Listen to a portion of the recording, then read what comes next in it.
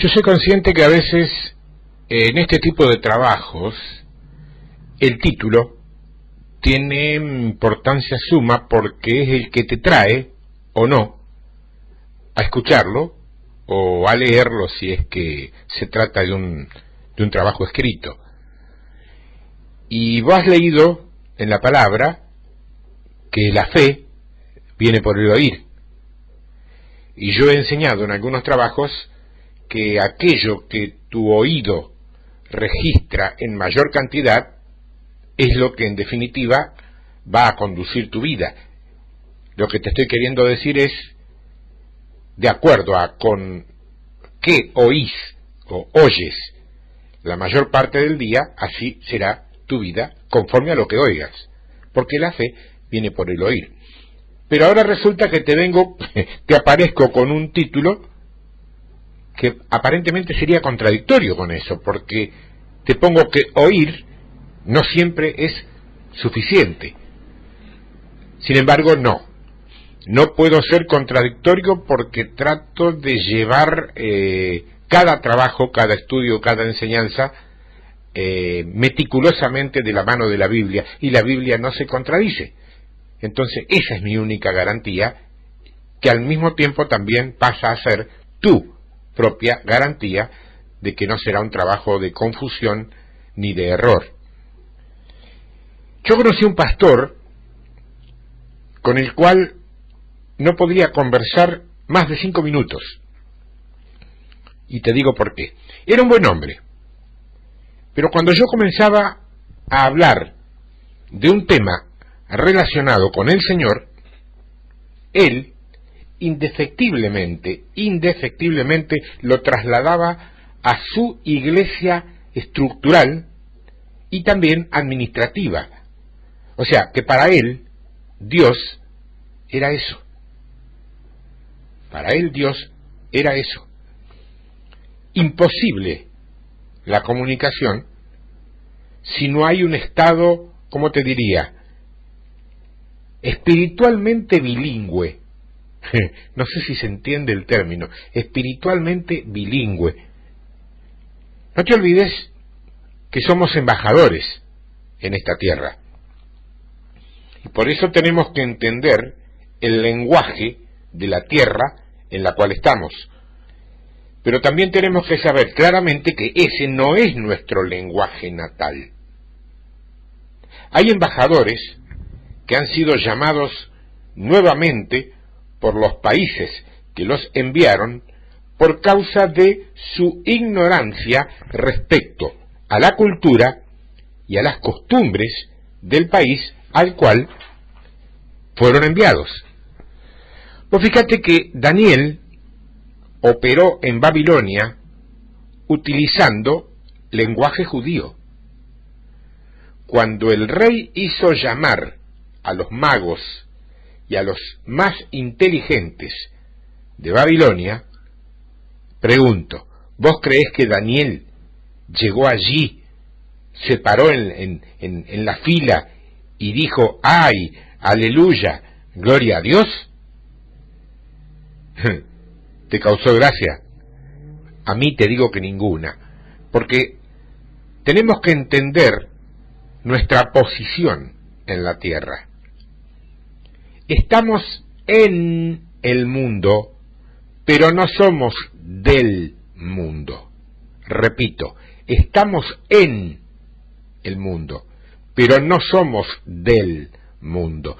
La Iglesia carece del entendimiento respecto a cómo tener interacción social y vivir con poder en medio de la tierra. Hemos aprendido que resultar simpáticos a la sociedad para que ellos vengan a nuestra iglesia es, de alguna manera, copiarlos en sus modos de vida. Es decir, nos han enseñado que tenemos que hacer exacta y puntualmente las mismas cosas que hacen ellos para que no nos miren raro, para que nos acepten y de esa manera poder un día traerlos de la manito a la iglesia. Tengo una mala novedad para vos. Dios jamás dijo eso. Más bien te diría que dijo lo contrario. Por eso es que muchos dicen, sal de en medio de ellos y sé separado. O si no, te dicen, no toques las cosas contaminadas.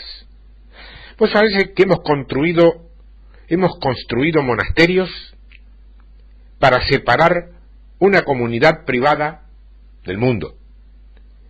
Y nuestra vida se conduce dentro de un ciclo de cristiandad tan tibia y tan endeble que generalmente termina en la nada. Nos levantamos por la mañana y encendemos la computadora, ordenador o como quiera que se llame el equipo informático que tengas, repleto de páginas cristianas, o encendemos la emisora de radio cristiana, o nos ponemos a escuchar música, dicen, cristiana, o si no, mucho peor, ponemos un canal de televisión cristiana y empezamos a ver un programa también cristiano. ¿Y después qué hacemos? Después de hacer todo eso, tenemos que salir, le damos un beso a nuestra mujer cristiana y luego llevamos a nuestros niños cristianos a las escuelas cristianas, en nuestros automóviles o carros cristianos. Mientras estamos oyendo nuestros CD o nuestros MP3 o MP4 cristianos, hasta que llegamos hasta nuestras oficinas cristianas, donde solamente tenemos compañerismo, amistad y afecto y acercamiento con nuestros amigos cristianos. Y leemos nuestra Biblia cristiana cuando tenemos nuestro almuerzo cristiano. Regresamos en nuestro automóvil, nuestro carro cristiano, volviendo a oír las mismas canciones cristianas, y recogemos a nuestros niños cristianos de las escuelas cristianas para retornar a nuestros hogares cristianos, para ver nuestros programas preferidos cristianos y para irnos a dormir con nuestras mujeres cristianas para retomar el círculo vicioso al día siguiente. Y el mundo está desconectado de nuestras actividades cristianas. No hemos aprendido jamás cómo interactuar y cómo relacionarnos con el mundo de hoy, que obviamente no es cristiano. Todas las parábolas bíblicas se llevan a cabo dentro de una actividad normal y cotidiana. Ninguna de ellas describe a una actividad eclesiástica. ¿Te diste cuenta de eso? Los relatos bíblicos tienen que ver con hechos, con episodios de la vida común, no con actividades eclesiásticas. Por allí de tanto en tanto algo en alguna sinagoga, pero como forma de ilustrar lo que sería el escenario de un relato, pero el relato es del mundo cotidiano, no de la actividad eclesiástica. Lo cierto es que Dios quiere desbaratar de una vez por todas esa mentalidad supuestamente cristiana que te estaba mencionando y que curiosamente cuenta no solo con adeptos y defensores, sino con verdaderos instigadores desde nuestros propios púlpitos, como algo que es bueno y conveniente. Además, y a esto lo tengo que añadir necesariamente, de toda una industria comercial anexa que vive parasitariamente de ello. Somos tan místicos, tan religiosos, que terminamos por ser, ¿qué te digo?, disfuncionales para la sociedad. Y eso no es culpa del diablo por su tremendo poder. Eso es responsabilidad nuestra por darle espacio con nuestras idolatrías evangélicas. ¿Te pegó el término? Lo voy a repetir. Si te pegó el término, lo voy a repetir. Eso es responsabilidad nuestra por darle lugar, espacio o prioridad a nuestras idolatrías evangélicas. Tengo una buena novedad. Tenemos que convertirnos en gente normal. Y yo no te estoy diciendo con eso que te tenés que convertir en pecador, mundano, grosero. No. Tenés que convertirte en gente normal para ser luz donde estás. Luz y sal. No podés ser luz donde teóricamente está lleno de luz, ni sal donde teóricamente todo está muy sabroso.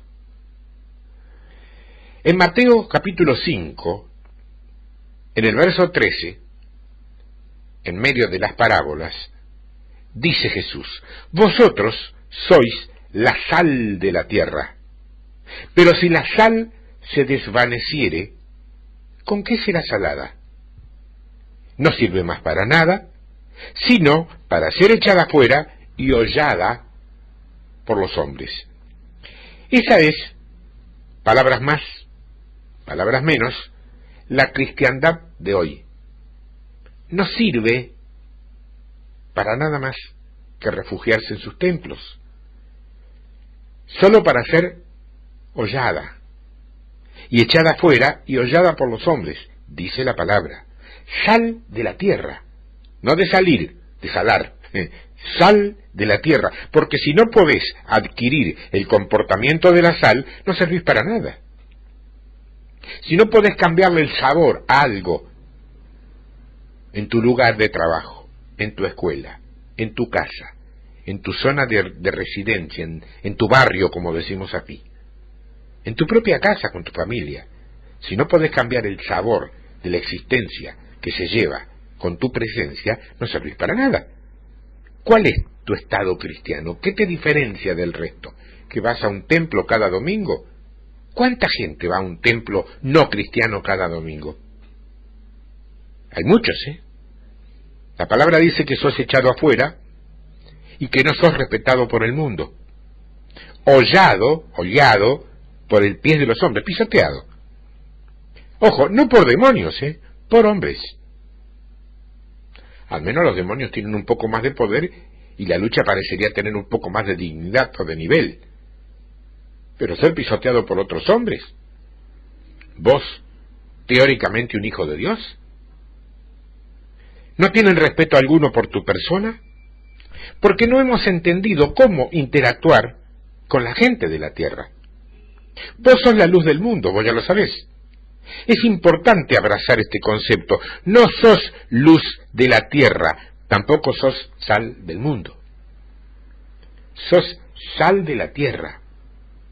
En el mundo tenemos que ser luz. Es la palabra cosmos, en lenguaje griego, y significa el arreglo de las cosas. Significa gobierno, orden, adornar, aquello que decora y determina cómo es la apariencia de las cosas. Porque la palabra cosmos es extraída de otra palabra griega llamada cosmio, de donde tanto en inglés como en español sacamos nuestra palabra cosmético. Las damas, las hermanas creo que saben bien de lo que estoy hablando. Cosmético. Cuando Jesús dice mundo, está describiendo los fundamentos o los principios elementales que crean la apariencia de un sistema. Existe un poder que arregla o que le da un marco de expresión al mundo. Así como el cosmético le da un marco de belleza al rostro femenino, y digo femenino porque no conozco demasiados hombres que usen cosméticos, salvo los actores del cine y la televisión, que es una cosmética que se produce en los rostros para quitarle brillo y favorecer las luces. Es una cuestión técnica, de estética técnica. Más vale que si nos pasamos de largo vamos a parar a otro lado. En el mundo espiritual que crea el sistema, antes te digo esto, el poder que hace que se manifieste el poder del mundo es el poder de las tinieblas. Ahora bien, vos sos la luz en medio de esas tinieblas. O sea que la palabra mundo describe, te repito, el arreglo, el poder que no es visible y que define el ámbito terrenal. En el mundo espiritual que crea el sistema, es la actividad invisible que le da la cosmética al mundo. ¿Cómo aparenta el mundo que es gobernado por potestades y principados? Lo que hace que en Argentina la gente se comporte como argentinos. Esos son poderes invisibles. Y yo te puedo garantizar que en Argentina la gente se comporta como argentinos. Y la mayoría de las veces no es para aplaudirlos precisamente, ¿eh? Ahora, ¿por qué América es como es? Por ejemplo, hay un cosmos que le pone una cosmética al mundo visible. Vos sos la luz dentro de ese cosmos. No es una luz en la tierra, es una luz en el mundo. Es el mundo invisible que le da origen a la apariencia visible. Tu relación con esa cosa invisible, no tangible, es ser opuesto, o sea, luz. Las tinieblas que definen la operación terrenal no se desplaza por medio de la oración, se desplaza con un estilo de vida. Date cuenta que oscuridad o tinieblas se desplaza a la velocidad de la luz, cuando la luz está presente. La velocidad de la luz ha sido calculada en miles de kilómetros por segundo. Eso lo sabes. Ahora, calcula con tu mente.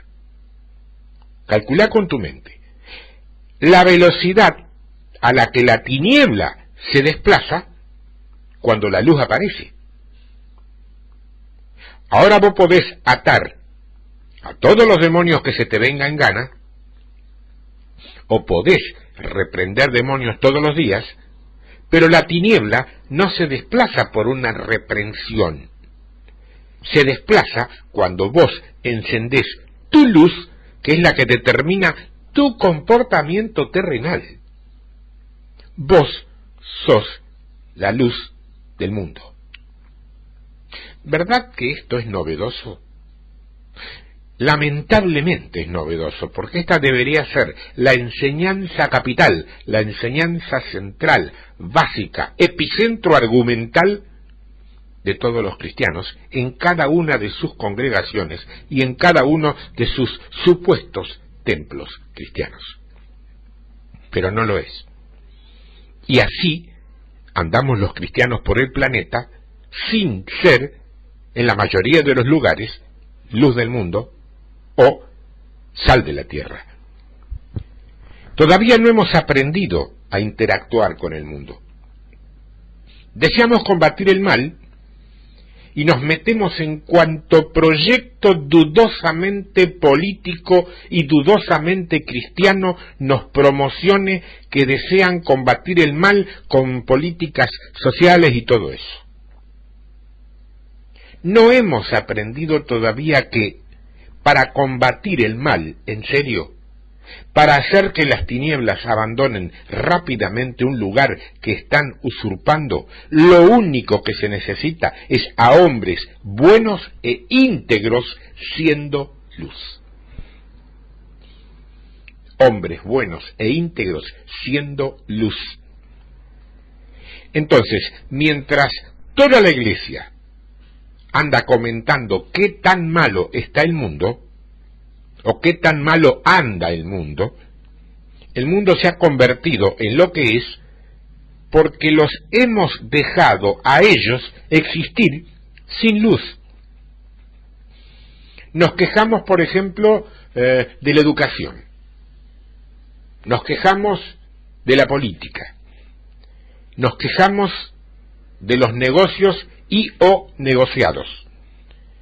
Nos quejamos hasta de los deportes, porque todo o todos van cuesta abajo. ¿Por qué? Porque nosotros andamos en nuestros automóviles o carros cristianos, escuchando música cristiana, llevando niños cristianos a escuela. ¿Te acordás de eso? Lo único que se requiere para que el mal prevalezca es que los hombres buenos hagan nada. Repito el concepto. Lo único que se requiere para que el mal pueda prevalecer aún más todavía es que los hombres buenos, íntegros, rectos, honestos, hijos de Dios, no hagan nada. Se encierren en su mundo cristiano. En el libro de Génesis, en el primer capítulo y el primer verso del libro de Génesis, leemos que dice: en el principio creó Dios los cielos y la tierra. A mí me encanta cuando enseño eso, cuando me ha tocado enseñar Génesis. De hecho, estoy trabajando ahora en un ensayo, digamos así, con respecto al libro de Génesis, porque soy un convencido que el que entiende Génesis permite, logra que todo el resto de la Biblia tome sentido. Bueno, estamos trabajando en eso. A mí me encanta enseñar que en este primer verso, donde dice: en el principio creó Dios los cielos y la tierra. Ahí pregunto, ¿Dios es eterno? Sí, por lo tanto no tiene principio ni fin. Así es. Entonces, ¿de qué principio me habla aquí? Bueno, lindo estudio. Ahí nomás. Te dejo eso para que lo mastiques y lo penses un rato. En el principio creó Dios los cielos y la tierra. Y la tierra estaba desordenada y vacía. ¿Habrá creado Dios una tierra desordenada y vacía? Otro estudio. Y las tinieblas estaban sobre la faz del abismo. ¿Por qué sobre la faz? Tercer estudio. Y el Espíritu de Dios se movía sobre la faz de las aguas. Y dijo Dios: sea la luz. ¿Por qué dijo sea y no hágase y o otros adjetivos o calificativos o sustantivos que usó en otro tipo de creación? Cuarto o quinto estudio. Perdí la cuenta. Date cuenta, en 3 versículos estamos hablando de 5 cosas distintas. Y dijo Dios: sea la luz, y fue la luz. Y vio Dios que la luz era buena, y separó Dios la luz de las tinieblas. Nota que las características de la luz son expresivamente particulares. La presencia de la luz fue la primera acción de Dios para corregir la presencia de tinieblas en la tierra. La primera medida correctiva de Dios en medio de un caos existente es luz. La tierra estaba sin forma y vacía. Yo no entiendo todavía cómo tantos maestros de la palabra enseñan sueltamente, con toda alegre irresponsabilidad, que esta es una luz primera, pero que después Dios iba a crear la lumbrera mayor y la lumbrera menor en el cuarto día, y que esa iba a ser la luz que realmente alumbrar, y esta luz no la saben explicar. Porque normalmente las enseñanzas de corte seminarista emanan de las denominaciones llamadas conservadoras, que no terminan de creer demasiado en la revelación del Espíritu Santo. Toman a la revelación como una especie de fantasía peligrosa, y por eso no llegan a entender nunca la palabra, aunque se sepan la Biblia de memoria.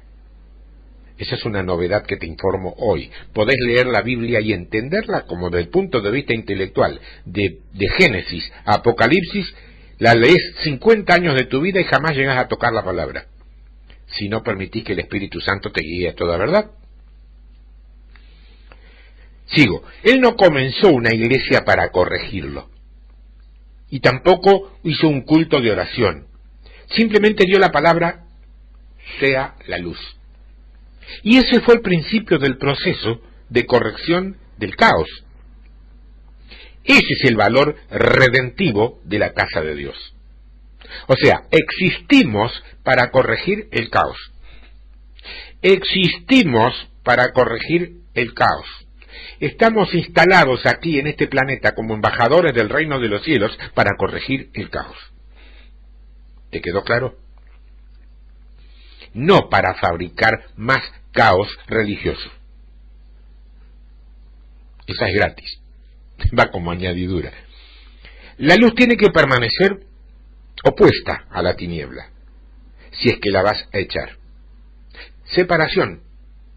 No pueden existir elementos de tiniebla en vos si es que efectivamente vas a afectar las tinieblas. Entonces, cuando la luz llegó a la tierra, Dios hizo una distinción clara entre lo que es la luz de lo que es tinieblas. En el principio no había distintas tonalidades de luz. No estaba un poco menos tenebroso. Era luz. No se trata de luz con un poco de tiniebla, se trata de luz. Luz, luz y más luz. Era la presencia de la luz la que otorgó el derecho a Dios para hacer la separación entre esa luz y la tiniebla. Hermano, no estoy hablando de tinieblas, estoy hablando de tiniebla. Son dos cosas distintas. Dios no tiene cómo tratar con tinieblas fuera del ámbito de la presencia de luz. Dios no puede hacer nada con las tinieblas, no las puede juzgar ni condenar, ni tampoco enviarlas al infierno, ni tampoco transformarlas si no existe luz presente. ¿Dónde está esa luz? Vos sos la luz del mundo. Vos sos la base, el marco y el acceso que Dios tiene para traer juicio en la tierra. Vos sos la medida correctiva de Dios dentro de un mundo caótico. Somos sus embajadores. Lo otro que Dios dijo es que somos sal de la tierra. Vos sabés que la sal preserva. No solo da sabor, preserva también. Cuando vos querés guardar una carne determinada que te dure más tiempo del lógico, la envolvés en sal y así te va a preservar más tiempo. No somos luz a la tierra, somos luz al cosmos. Ese es el elemento definitivo que trae la apariencia de un sistema que gobierna las distintas culturas de la tierra. Pero somos la sal de la tierra. Y la palabra original, traducida como tierra, es G, así como te la leo, la letra C y la E, G. Esa palabra describe algo que no tiene nada que ver con la tierra, como habitación de los hombres que conocemos. Es una geografía física, con características específicas. Significa que los países tienen una geografía física que produce un tipo de gente con ciertas características diferentes. Eso es G. Es decir, que vos sos la sal de este estilo nacional de la tierra nacional que estás habitando. Vos sos la sal de este estilo nacional de la tierra nacional que estás habitando. Ahora bien, ¿cómo respondés vos a esa demanda de ser sal? Mirá 2 o 3 conceptos de la sal. ¿Cómo es que vos respondés a estas cosas? Vos no estás en la tierra para hacer sal a todo lo que tocas. Y ese ha sido nuestro problema, que como nosotros somos sal, queremos que todo el mundo sea sal. Nota lo que dice el Señor. El reino de los cielos es como la levadura que fue colocada en 3 medidas de harina, no para hacer levadura de la harina, sino para leudar la harina. Nosotros lo que tenemos es un marco evangelístico, así que lo que queremos hacer con el mundo es que se conviertan en nosotros. ¿Me estás entendiendo? Soy claro, más claro no puedo ser.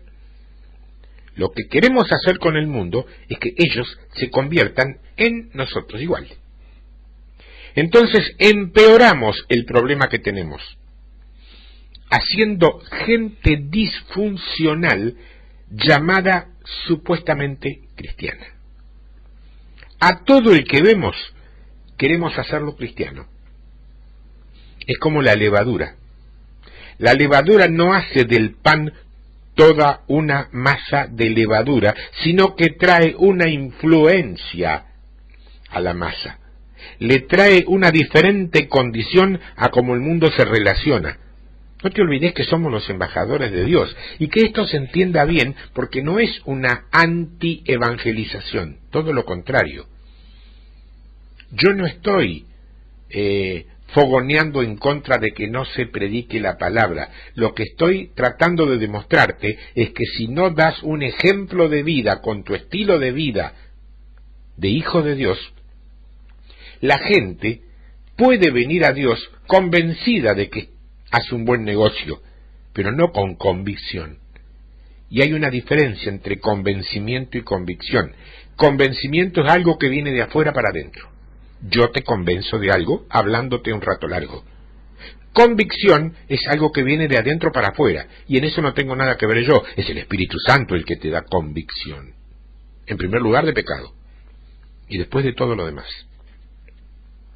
¿Entendés la diferencia? Hay algo que se llama influencia. La sal no trata de convertir en sal todo lo que toca, Solo le da sabor a la carne, pero no la convierte en sal. La sal consigue que todo se condimente y tenga sabor a algo uniforme, para que se condicione, para que se sazone. Entonces, el lema no es todo el mundo para Cristo. Y reitero, eso no elimina el evangelismo. Pero todas las parábolas alaban la red llena de peces. Por lo tanto, no se elimina el evangelismo. Lo que debes tratar de ganarte es a todos los peces que puedas, obvio. Pero lo que te quiero decir es que hay otra dimensión de influencia que podemos adoptar. Y podemos influenciar, por ejemplo, en el tema educativo, o en el sistema político, en el ámbito empresarial, y también en el área de los deportes. ¿Por qué? Porque somos sal de la tierra. Yo conozco, no voy a nombrar la institución porque vos sabés que yo no hago nombres, pero hay creyentes practicando determinados deportes profesionales. Yo me he puesto a observarlos con detenimiento y créeme, no son sal en esa tierra, porque a veces sus conductas dentro de las disciplinas deportivas que practican son iguales a las de los que no son creyentes. ¿Cuál es la diferencia? Que cuando termina el entrenamiento, en lugar de ir a tomarse un refresco o algo peor a un lugar de esparcimiento, se van a un grupo determinado llamado cristiano a cantar, a alabar y a escuchar una predicación. Esa es la diferencia. Si después en el campo de juego, tratando de ser un deporte donde existen sanciones por disciplina, son penados con amonestaciones o con expulsiones por mal comportamiento, ¿dónde está la sal? ¿Dónde está la sal? A eso voy yo cuando digo que somos el elemento que tiene que traer la influencia de Dios a la tierra. Hay creyentes que han sabido incorporar las riquezas del reino a sus vidas de un modo tal que al compartir sitios laborales, educacionales o deportivos con otros no creyentes, han logrado impactarlos con sus estilos de vida.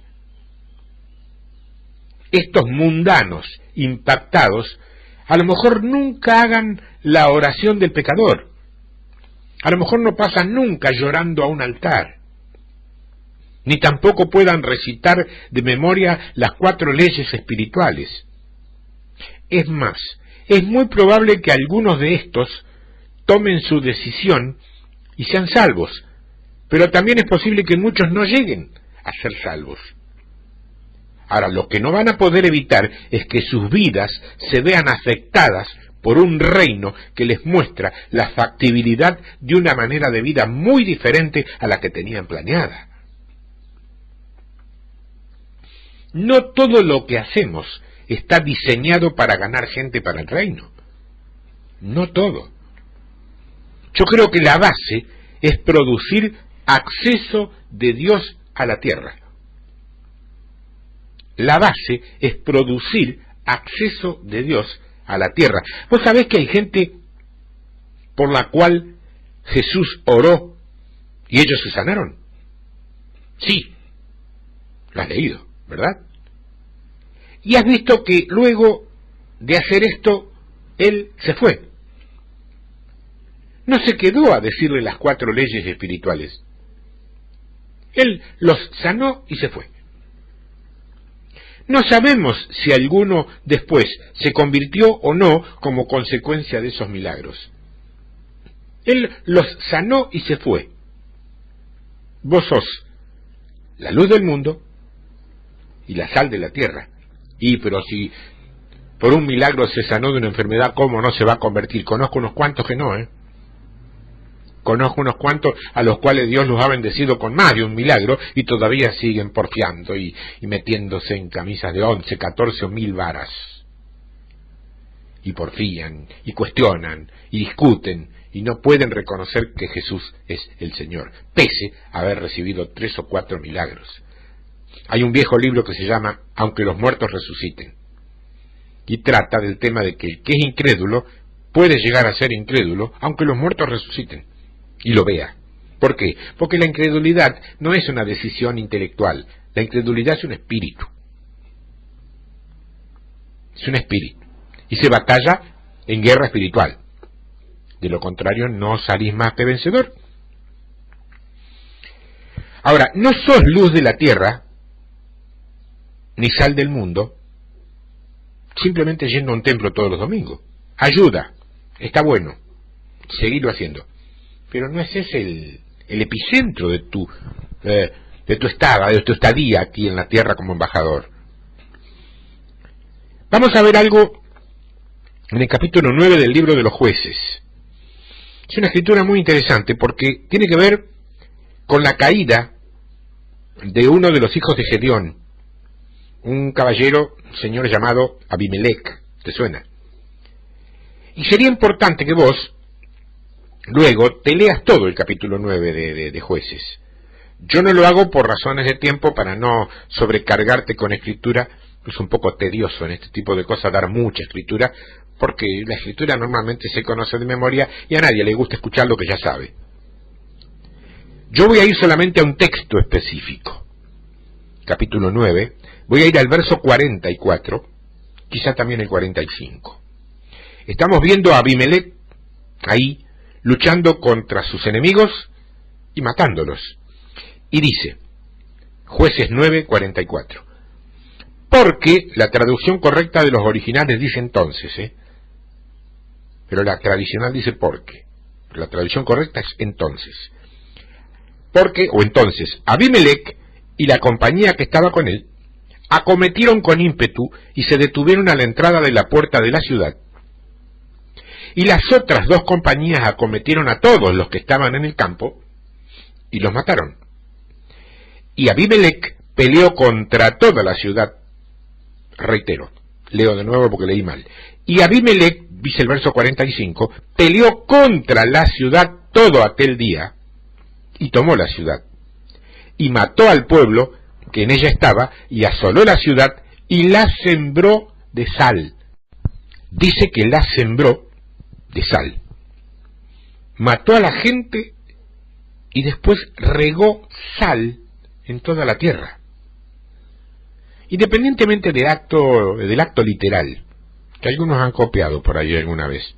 No digo que esté mal ni está bien, es otra cosa. ¿Cuál es el concepto que estamos viendo aquí? Esa sal que fue echada sobre la tierra hizo a la tierra estéril.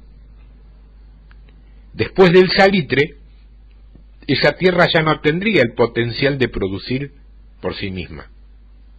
A eso todos lo sabemos. Donde hay salitre no se puede sembrar ni cosechar nada. Eso es lo que nosotros llamamos la tecnología de Abimelech, para cancelar el poder de que la tierra se reproduzca según su propia especie. Si permitimos que la tierra continúe produciendo según su propia especie, los niveles de promiscuidad, de idolatría, de adulterio, de homosexualismo y todo eso que la tierra hoy está produciendo, no podremos detenerlo e irá en aumento. Es la presencia de sal la que cambia la cosa. ¿Te das cuenta? Cancelamos la posibilidad de que la tierra se siga reproduciendo según su especie. Abimelech mató al pueblo y echó sal en toda la tierra. En el libro de Deuteronomio, en el capítulo 29, el verso 23 dice: azufre y sal abrazada toda su tierra, no será sembrada, ni producirá, ni crecerá en ella hierba alguna, como sucedió en la destrucción de Sodoma y de Gomorra, de Adma y de Zeboim, las cuales Jehová destruyó en su furor y su ira. O sea, la presencia de sal corta el sistema reproductivo de la tierra. Estas deben ser las actividades básicas, fundamentales de nuestras iglesias. Producir gente efectiva en el mundo que posibilite que el mundo no siga reproduciéndose según su especie, sino según la especie de los hijos del reino.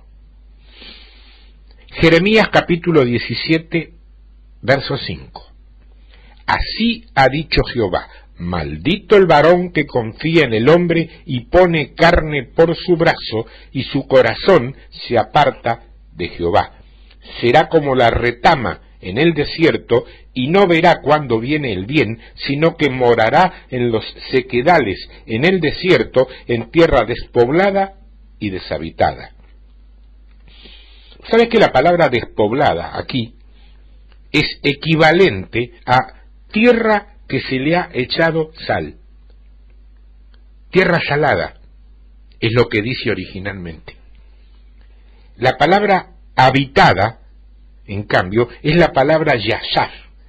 De esto hemos hablado en otra oportunidad. Yashar se escribe Y-A-S-H-A-B larga.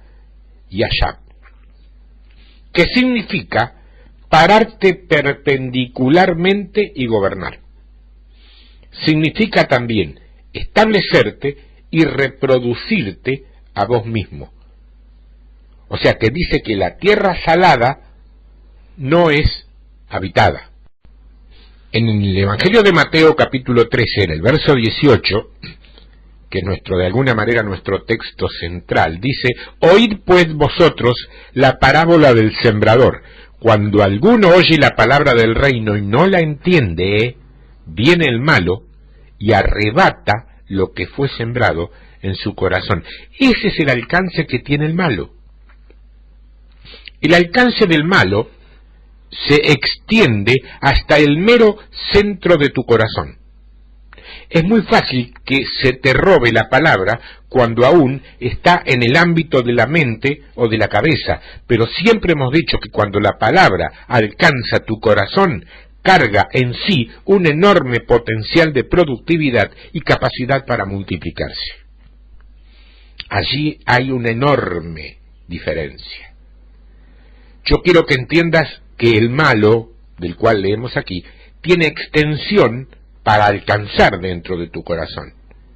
Cuando la palabra es sembrada en tu corazón, pero carece de entendimiento, es fácil que el enemigo te la saque de allí. Lo que quiero que entiendas es que para entrar en ámbitos de productividad en el reino se requiere mucho más que simplemente el oír la palabra. Y a esto obedece el título que le di a esto. A este punto obedece el título que le di a este trabajo. Oír físicamente no es suficiente. Interesarte en estos estudios, sentarte a escucharlos con atención y con dedicación y hasta con fidelidad sistemática, semanal, no garantiza nada para tu ministerio y tampoco para el mío. Compartir esto conmigo, por correo, por teléfono, como fuere, tampoco te garantiza que tengas una posibilidad alta de revelación desde hoy en adelante. ¿Por qué? Porque escuchar la palabra no es suficiente. Está bueno, es imperativo, pero no es suficiente. Porque dice el verso 23 de Mateo 13, mas el que fue sembrado en buena tierra, este es el que oye y entiende la palabra, y da fruto, y produce a 100, a 60 y a 30 por uno. Yo quiero que entiendas, entonces, que productividad es algo que solo puede ser producido por entendimiento. Aún dentro de un nivel de gente que entiende, hay varios niveles de productividad. Algunos de 100, otros de 60 y otros de 30 por uno. A todos nos gustaría ser de los de 100 por uno. ¿No te parece? ¿Y qué es lo que se requiere para ser de productividad de 100 por uno? Entendimiento sumo o entendimiento alto. Subrayá esa palabra, entendimiento, porque es básica, ¿eh? Es el mismo concepto que se trata en la palabra que dice que conoceréis la verdad y la verdad os hará libre. No es la verdad lo que te hace libre, lo que te hace libre es conocer la verdad. La palabra entendimiento, en este tema, es la palabra suneto en griego, suneto, y tiene un significado que no puede ser expresado con toda su profundidad, ¿qué te digo? Ni por el idioma español, ni tampoco por el idioma inglés. Porque nosotros pronunciamos la palabra y sabemos que hay preconceptos respecto a ello. Cuando decimos entendimiento, como pensamos en imágenes, ya tenemos preconceptos respecto a lo que es el entendimiento. Pero yo te garantizo que cualquier entendimiento que vos tengas de la palabra entendimiento es un mal entendimiento del entendimiento de la palabra. Me salió prácticamente un destrabalenguas. Anotalo, te lo digo despacio. Lo repito despacio para que lo puedas anotar, porque es buena la frase, se armó linda, ¿eh? Yo te garantizo que cualquier entendimiento que vos tengas, o que tú tengas, latino, de la palabra entendimiento, es un mal entendimiento del entendimiento de la palabra. Cualquier entendimiento que vos tengas de la palabra entendimiento es un mal entendimiento del entendimiento de la palabra. Queda redondito. Lo importante es que esto es cierto, no que quede lindo. Cuando vos escuchás la palabra del reino, el entendimiento es necesario para producir suneto. Escuchá lo que esta palabra significa, suneto. El congregar asuntos o cosas aisladas para poder arribar a una conclusión predeterminada. Eso significa. Cuando la palabra del reino es decretada, tiene que tener la habilidad de abrazar conceptos aislados y unirlos en un entero para poder arribar a una predeterminada conclusión. Y si no te da tu entendimiento para entenderlo de primera instancia, esto que te digo, y te lo digo así no por faltarte respeto ni por ofender tu inteligencia, te lo digo así porque a mí también me pasó así, repetilo, escuchalo 1, 2, 3, 4, 5 veces hasta que puedas entenderlo. Porque sin entendimiento esto es jarabe de pico, no va más allá de lo que decimos. Y acá no se trata de decir, se trata de ser. Yo no puedo hacerlo más bajo, no puedo bajar más el nivel de claridad porque me voy a terminar desvirtuando lo que quiero explicar. O sea, la palabra de Dios tiene una profundidad cierta y nosotros podemos hacerla más. Por eso tuvo tantos problemas aquella Biblia que se había editado con lenguaje popular, al menos aquí en mi país. Se había popularizado tanto que algunos versículos perdieron su esencia. Se los tradujo tan a la argentina que perdieron su esencia. En lugar de enseñar con mayor claridad, confundía. Entonces yo no puedo ir más abajo o ir más llano que lo que te estoy dando. Pero ahora voy a extender esta palabra. Acordate que oír no es suficiente, porque oír es una actividad inconsciente. Vos podés estar allí ahora sentado, podés estar oyendo todo esto, y tu mente estar en cualquier parte, menos aquí. Vos estás oyendo, pero como no sos sordo, entonces inconscientemente aún estás oyendo. O sea, es una acción inconsciente el oír, pero estar oyendo no quiere decir estar entendiendo. Más claro, estar oyendo no significa estar registrando lo que oís. El entender, en cambio, es una decisión deliberada y estratégica de tu parte. Oír es singular y aislado. Entendimiento es tomar conceptos aislados y verdades aisladas y unirlas para arribar a una conclusión uniforme. Como las cosas se unen para llegar al poder de una conclusión, es el significado del entendimiento. Entender requiere capturar o abrazar lo que escuchás en una conferencia o en un estudio como este, y luego unirlas a cosas que han sido declaradas anteriormente y unirlas a cosas que aún estás por oír, que todavía no oíste. Pero todas esas uniones tienen que tener una visión clara de una predeterminada conclusión o deseo. En el libro del Éxodo, verso 30 del capítulo 35, Éxodo 35, 30, dice: y dijo Moisés a los hijos de Israel: mirad, Jehová ha nombrado a Bezaleel, hijo de Uri, hijo de Ur, de la tribu de Judá, y lo ha llenado del Espíritu de Dios en sabiduría, en inteligencia, en ciencia y en todo arte, para proyectar diseños, para trabajar en oro, en plata y en bronce, y en la talla de piedras de engaste y en obras de madera, para trabajar en toda labor ingeniosa. Fíjate que Bezaleel tenía inteligencia, pero luego Dios le dio espíritu de entendimiento para que pudiera completar su capacitación. Entendimiento es la habilidad de poder capitalizar todos los recursos y cosas que has oído para arribar a un deseo predeterminado. Como todas las partes aisladas caben dentro de un enero, forman un entero.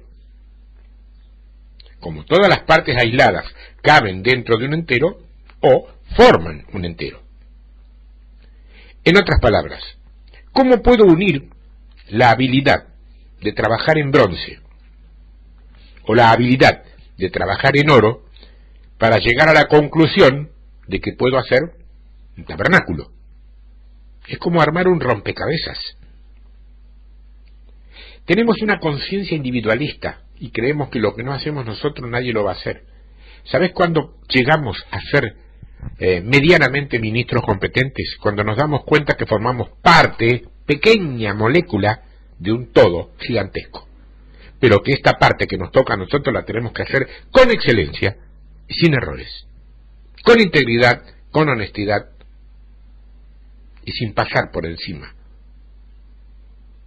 de la gloria de Dios, y mucho menos tratando de apropiarla para nosotros.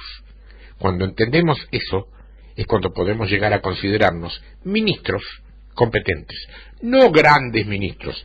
Siempre he dicho que si sos un siervo, no podés ser grande, sos pequeño. Cuando por ahí se presenta con bombos y platillos, luces y multicolores al gran siervo de Dios, se le está haciendo un daño terrible a ese hombre y de paso ofendiendo a Dios, que no es poco. En otras palabras, cada vez que la palabra del reino es declarada, es otro pedazo más revelado a una predeterminada conclusión que tenemos que arribar. Este estudio no te va a dar toda la capacitación, es una parte. ¿Cuál es la parte que viene? ¿Vos creés que yo ya me la sé y te tengo a vos? No, todavía no la sé yo por allí, porque a mí se me va dando como a cuentagotas para que yo te lo vaya traspasando a vos. ¿Cuál es la unción que yo recibí? Pasar esto en limpio, darlo de una manera que se pueda entender. Ese es mi trabajo de maestro. No que yo sepa más que vos. En todo caso yo lo sé un minuto antes para poder compartirlo con vos. Pero a partir del momento que yo lo compartí, ya lo sabemos los dos. Y sabemos los dos lo mismo. El tema es qué hacemos con lo que sabemos. De manera que si escuchás la palabra del reino y no podés ver cómo cabe adentro de la fotografía que ya venimos armando hacia la meta, entonces todavía no entendiste nada. ¿Qué puede ser? Pedile a Dios entendimiento y para la máquina. Cuando me escuchás a mí, si es que esto te está enseñando algo, esta hora que me dedicas a mí, dedícamela. No la juntes con otras actividades. Es nocivo y es perjudicial para vos. Te va a evitar que me mandes correos preguntándome cosas que yo ya expliqué, como pasa muchas veces.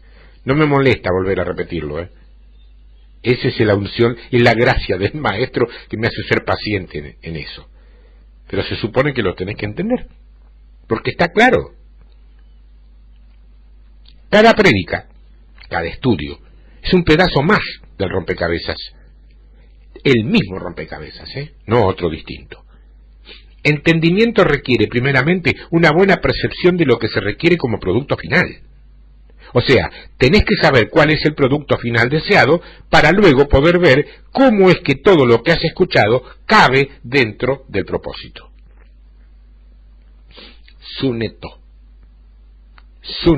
Cuando la palabra del reino se decreta y se carece de la habilidad de conectar eso con un propósito común, no hemos entendido. Ejemplo otra vez. Vos estás escuchándome a mí ahora. Vaya uno a saber por qué razón puntual o específica. Pero tu mente puede estar torcida o pervertida. Que no es ofensivo lo que te digo. Perverso es algo torcido. Aunque escuches aquí muchas cosas coherentes y o comprobables, eso está contradiciendo lo que vos habías aprendido respecto al producto final, y eso es lo que te choca, eso es lo que te fastidia, y de pronto te hace pensar que yo estoy enseñándote cualquier cosa, simplemente porque no coincide con lo que a vos te habían enseñado. ¿Y quién te dijo a vos que lo que te habían enseñado estaba bien? Yo fui adiestrando lo mismo que vos. Me enseñaron muchas cosas que estaban bien, que me ayudaron y me trajeron hasta aquí.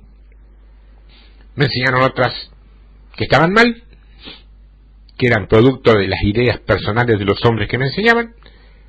Y una tercera franja, me enseñaron cosas incompletas, que ahora estamos tratando de completar con la ayuda y guía del Espíritu Santo de Dios, para gloria de Él, extensión y engrandecimiento de su reino.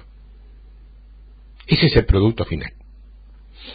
Bezaleel tenía sabiduría y conocimiento, y tenía su neto, la habilidad de tomar todas las habilidades aisladas, a orfebres diestros en el oro y a otros en el bronce y en la plata, pero ninguno de ellos aislados o desconectados de lo que se requiere como producto final.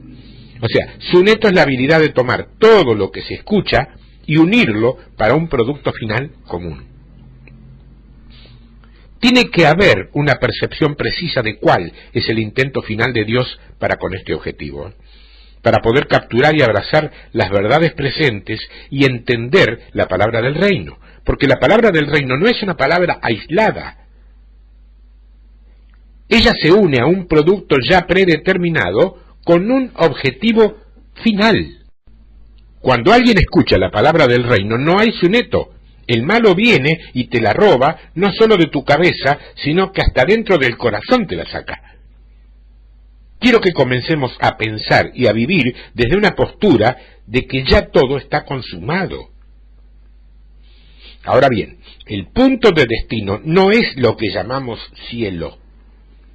Dios sería, entendeme, algo demasiado triste y mediocre si nada más que ese fuera el propósito. Si ha puesto el nivel más alto de su creación en la tierra para conseguir inteligencia, ir a la escuela, casarse, tener hijos, tener que trabajar, pagar cuentas y morir, esa sería una vida miserable. Y Dios no es creador de vidas miserables. Tiene que haber más que eso. Y tiene que haber más a eso que llamamos vida que el simple hecho de vivir y morir. Tiene que haber más a la vida que una promesa de una buena vida después de la muerte incluso. Entonces, si todo lo bueno nos espera después de la muerte, ¿cuál es el sentido de vivir? Si todo lo que te inspira a vivir es una vida más allá del telón final, entonces tenés un hoy más que frustrado. Tu vida tiene que escalar y ascender al nivel más actualizado que exista en la dimensión del espíritu. Toda tu percepción y tu vida tienen que elevarse para que vos puedas manifestar verdaderamente lo que es un ser humano. Hay mucho más en la vida que simplemente vivir y morir. Despertate y sacudite, mi hermano, mi hermana. Hay mucho más en la vida que simplemente vivir y morir. Y Dios ha implementado esa verdad en todos sus principios divinos y espera que su creación máxima, el hombre genérico, o sea, vos y yo, seas hombre o mujer, lo entienda, lo crea, lo acepte y lo ponga por obra. Una vez que dé todos esos pasos, puede enseñarlo y no se va a meter en ningún problema. Oír no siempre es suficiente. Como siempre, eso lo anotás, lo pones en el correo, en el asunto, y me escribís a tiempodevictoria@hotmail.com o tiempodevictoria@yahoo.com.ar.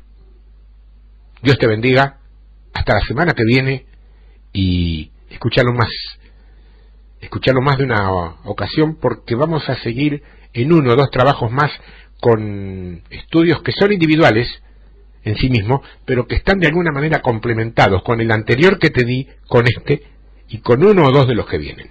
Dios te bendiga.